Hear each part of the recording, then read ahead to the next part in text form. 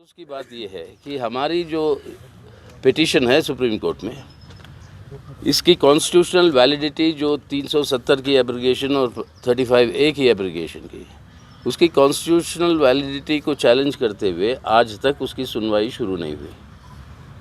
और जितनी देर लगेगी इसको सुनने में सुप्रीम कोर्ट को, उतना समय मिल रहा है सरकार को इसको डिफैक्टो लागू करने के लिए। और उसी के चलते हुए ये लैंड के लॉज हो आपके, डिलिमिटेशन हो आपके, ये सब सिलसिला चल रहा है।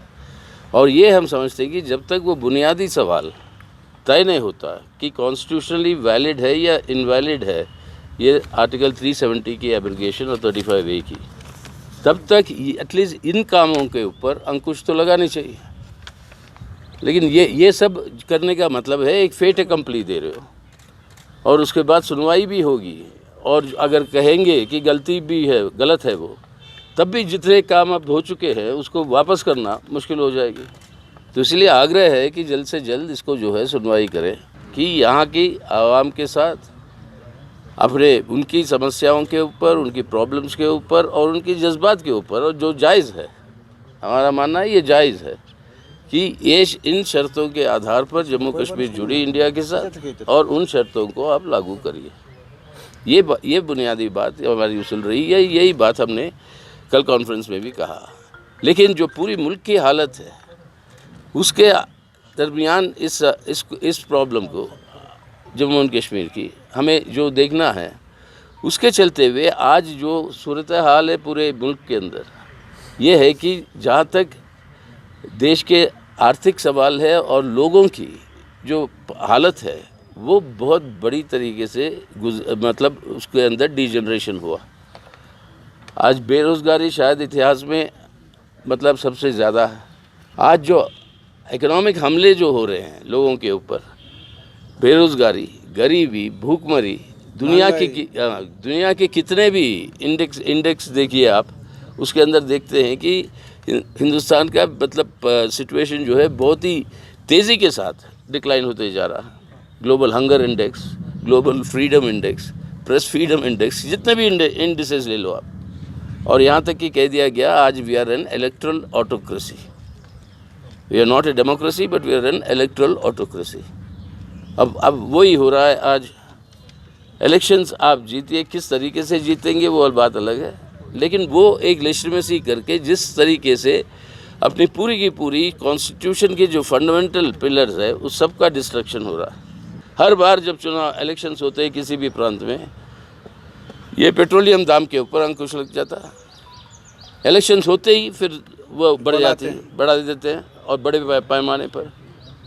और आज हालत क्या है, पेट्रोलियम के प्राइसेस बढ़ाने का मतलब ये है कि इसका पूरा एक इन्फ्लेशनरी इम्पैक्ट होता है पूरे इकोनॉमी। ऐसे सूरत हाल में ये ज़रूरी है कि सभी जितने आज सेकुलर ताकतें हैं, इन सभी ताकतों को इकट्ठा होना ज़रूरी है। इस कॉन्स्टिट्यूशन को बचाना, मुल्क को बचाना, पहले अपने मुल्क को बचाओ, इस संविधान को बचाओ।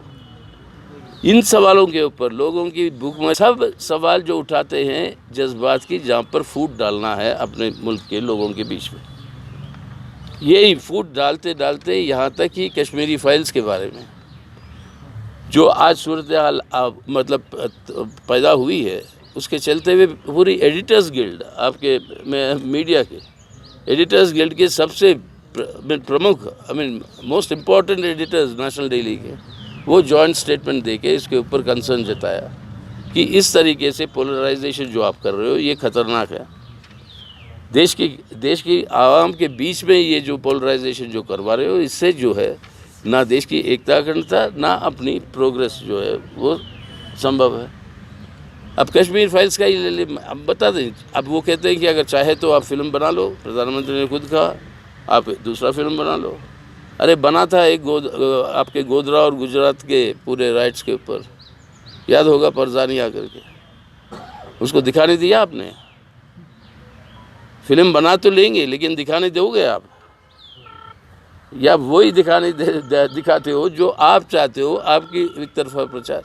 और कश्मीरी पंडित जब उनकी जो यहाँ पे एक्सोडस की बात, या एक्सोडस कहते हैं, वो भी मतलब यहाँ से जब उनको ले गया, उसके अंदर अगर सही ढंग से आपको सच्चाई चाहिए तो उस समय के गवर्नर का क्या रोल रहा, ये सब बातें भी आनी चाहिए।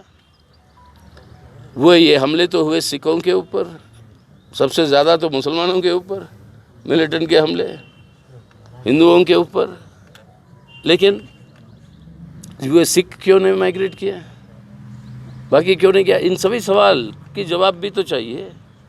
लेकिन आप सिर्फ नफ़रत पैदा करने के लिए कोई फिल्म पैदा करते हो, इससे ना प्रॉब्लम सॉल्व होगा, नए प्रॉब्लम खड़े हो जाएंगे। अब यही आपके सुपरिटेंडेंट ऑफ पुलिस श्रीनगर का पिछले दिसंबर में एक आरटीआई का जवाब देते हुए वो आंकड़े देता है, उसके ऑफिस मतलब फॉर्मली वो आंकड़े देता है कि 1990 से जब मिलिटेंसी बढ़ रही थी, 89 कश्मीरी पंडितों की डेथ हुई और 1635 जो बाकी फेथ्स के साथ जुड़े हुए हैं उन लोगों की डेथ हुई। ये उनका खुद का मतलब उनके लेटर हेड पे पुलिस का कहना है। अब ये पुलिस कह रही है ये है सच्चाई, तो ये क्यों नहीं आता सामने?